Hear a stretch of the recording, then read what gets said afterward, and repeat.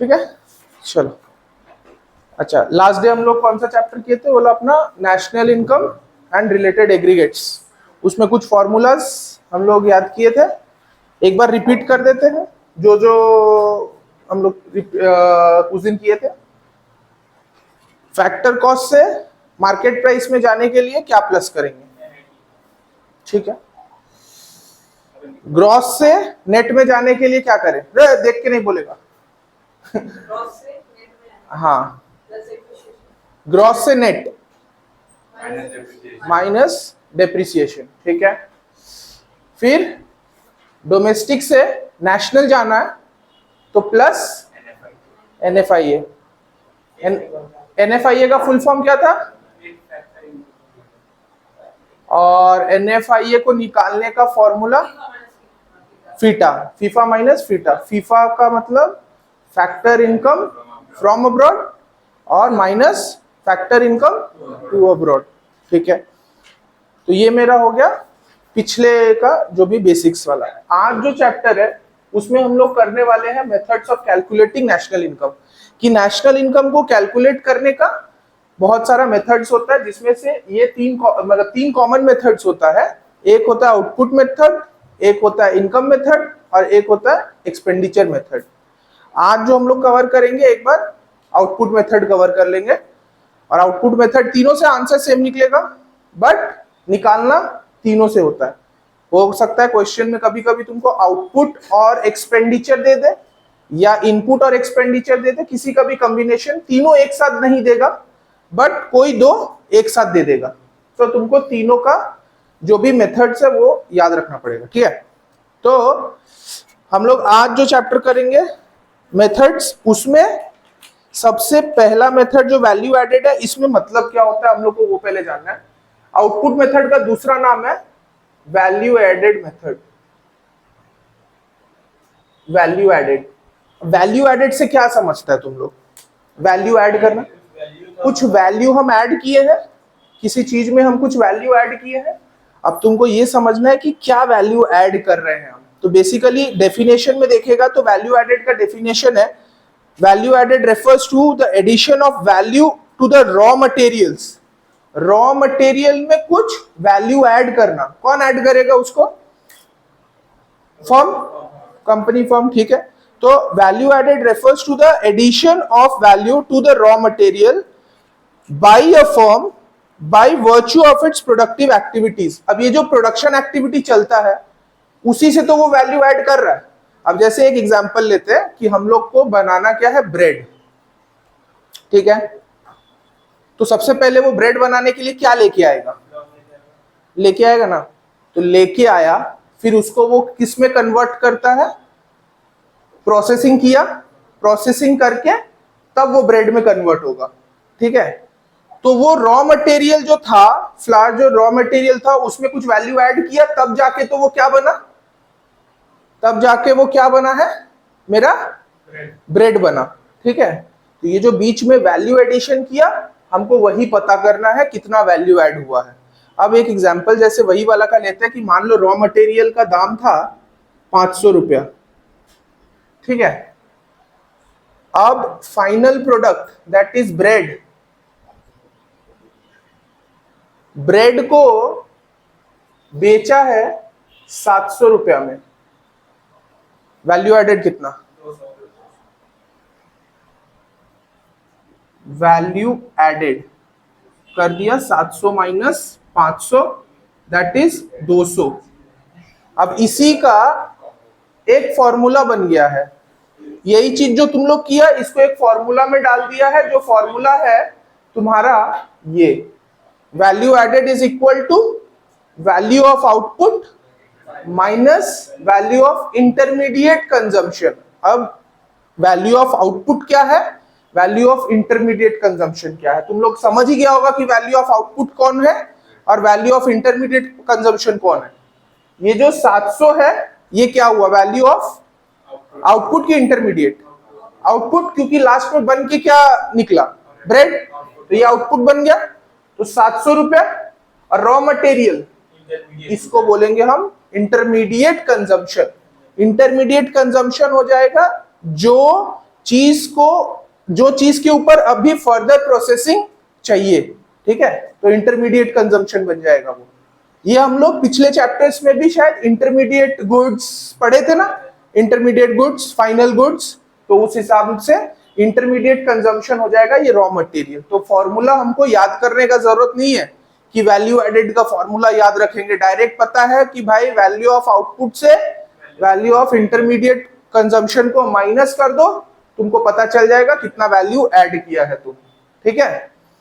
अब उसके बाद क्वेश्चन आता है कि वैल्यू ऑफ आउटपुट फिर कैसे निकाले, ये जो 700 निकला ये कैसे निकाले।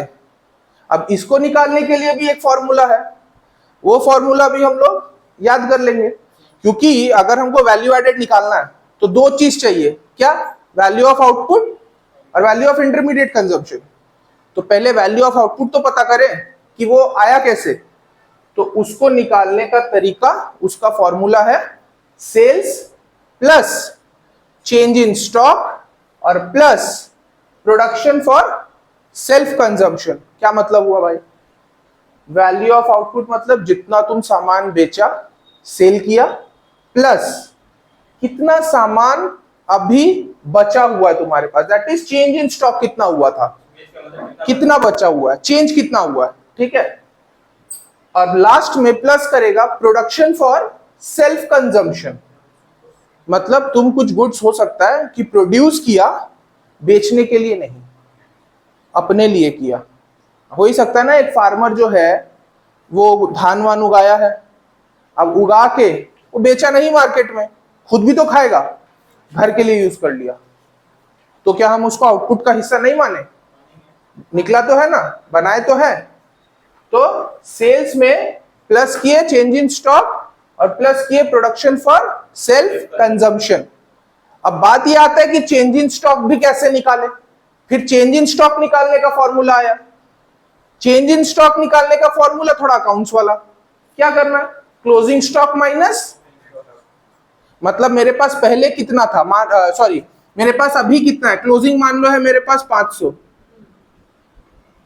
ओपनिंग है मान लो मेरे पास था 700, तो चेंज कितना आया 200 का, माइनस 200 जो भी है, तो वो अपना चेंज इन स्टॉक आया, ठीक है। तो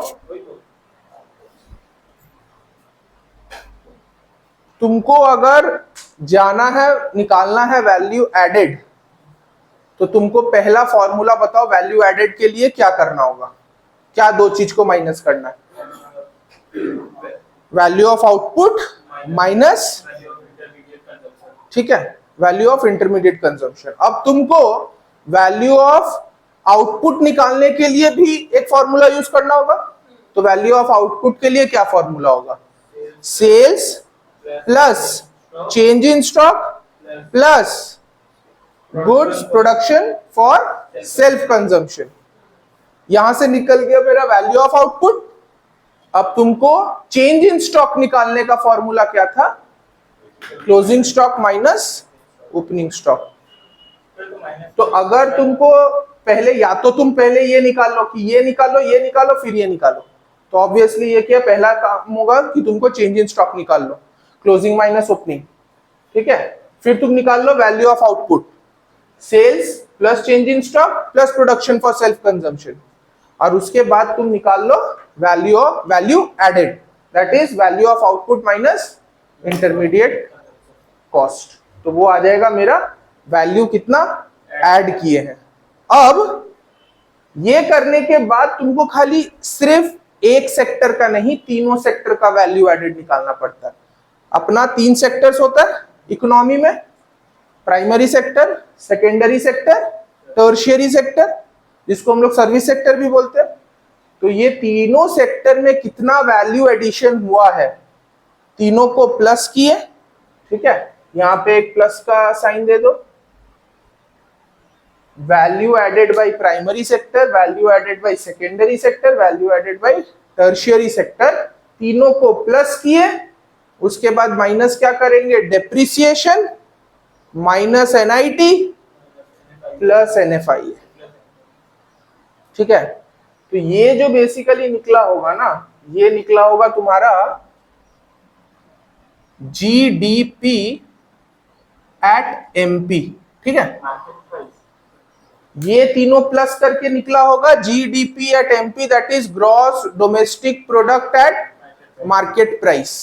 अब मेरे को एक बात बताओ, नेशनल इनकम को किससे रिप्रेजेंट किया जाता है? मतलब नेशनल इनकम का जैसे ये GDP है, वैसे ही GNP या मान लो NDP या किसको बोलते हैं हम लोग? नेशनल इनकम किसको मानते हैं? किसको बोलते हैं? किसको कंसिडर करेंगे नेशनल इनकम? ठीक है, तो किसको बोलेंगे? बोलो। ठीक है, ठीक है, लो। हाँ, NNP एट FC को तुम हमेशा बोलेगा ये नेशनल इनकम है मेरा। मतलब तुमको अगर नेशनल इनकम निकालने बोलेगा, that means NNP at FC निकालने बोल रहा है। ठीक है, क्वेश्चन में तुमको ये नहीं बताएगा कि NNP एट FC कैलकुलेट करो, बोलेगा कैलकुलेट, वो बोलेगा कैलकुलेट नेशनल इनकम। ठीक है, तो अगर मेरे को GDP एट MP से जाना है NNP एट, कल किया हुआ ये वाला चीज, तो आंसर बताना। रुक जाओ, तुमको जाना किधर है? NNP एट FC में। ठीक है, तुम्हारे पास दिया क्या हुआ है? GDP at MP। बताओ तो कौन बताएगा? G से N में जाना है, ग्रॉस से नेट में, फिर से ग्रॉस में, ग्रॉस से नेट। ग्रॉस होता है बड़ा, नेट होता है छोटा, तो हमको बड़ा से छोटा होना है, तो माइनस डेप्रिसिएशन। अच्छा, उसके बाद डोमेस्टिक से नेशनल, छोटे से बड़ा हो रहे हैं कि बड़े से छोटा हो रहे हैं?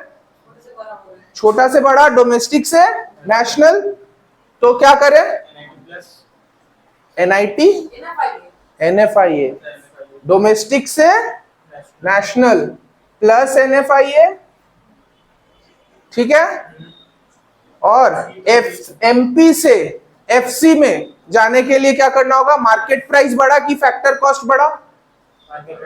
तो मार्केट प्राइस से फैक्टर कॉस्ट में आना है, माइनस NIT।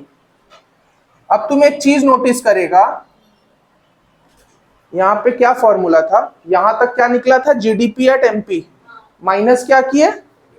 माइनस क्या किए? माइनस क्या किए? NIT प्लस क्या किए? GDP at MP minus depreciation minus NIT plus NFIA। इसका मतलब क्या था? यहां तक GDP एट MP निकल गया था, ये तीनों बस हम GDP से NNP में गए हैं, GDP एट MP से NNP एट FC में पहुंचे, बस ये चीज तो करके ही आया था। बस ये एक मेथड बना दिया है, बस तुमको ये तीन चीज करना है, और ये तीन चीज के लिए बस वैल्यू एडेड निकालना है, और वैल्यू एडेड के लिए ये तीन काम करना है। तो एक बार रिपीट करेंगे जरूर कि भाई मेरे को सबसे पहले चाहिए, रुक जाओ मिटा देते हैं, तब थोड़ा ज्यादा मजा आएगा। हाँ, इसको ठीक है, हम लिखा देंगे, वापस लिखा देंगे, टेंशन क्यों ले रहा तुम? मेरे को बोलो चेंज इन स्टॉक। रुक जाओ, एक एक करके बोलेगा। चेंज इन स्टॉक कैसे निकालेंगे? क्या फॉर्मूला है चेंज इन स्टॉक का? बोलो बोलो, कोई दिक्कत? ठीक है, closing minus opening, closing stock minus opening stock निकला चेंज इन स्टॉक। फिर मेरे को चाहिए वैल्यू ऑफ आउटपुट, तो रुक जाओ रुक जाओ रुक जाओ, वैल्यू ऑफ आउटपुट चाहिए, तो वैल्यू ऑफ आउटपुट में तीन चीज ऐड करना है। क्या तीन चीज ऐड करना है? सबसे पहला sales plus change in stock plus production for self consumption. तीन चीज फिर से रिपीट करते हैं। वैल्यू ऑफ आउटपुट निकालना है तो sales plus change in stock plus production for self consumption. तो ये निकल गया मेरा वैल्यू ऑफ आउटपुट। और अगर मेरे को चाहिए वैल्यू एडेड, तो फॉर्मूला क्या बन गया? Value of output minus intermediate consumption. तो मेरा निकल जाएगा वैल्यू एडेड। तो तीनों सेक्टर्स के लिए हम प्लस कर लेंगे, प्राइमरी, सेकेंडरी, टर्शियरी। उसमें से माइनस करेंगे डेप्रिसिएशन, माइनस करेंगे एनआईटी, प्लस करेंगे एनएफआईए, तो तुम्हारा आंसर आउटपुट मेथड से आ जाएगा। ठीक है, यही आउटपुट मेथड है। ठीक है, बताओ इजी है कि नहीं? बहुत easy है। आउटपुट ठीक है? हाँ, फॉर्मूला लिख लो, जाओ, थोड़ा रुक दो, फिर वापस से चालू कर दो।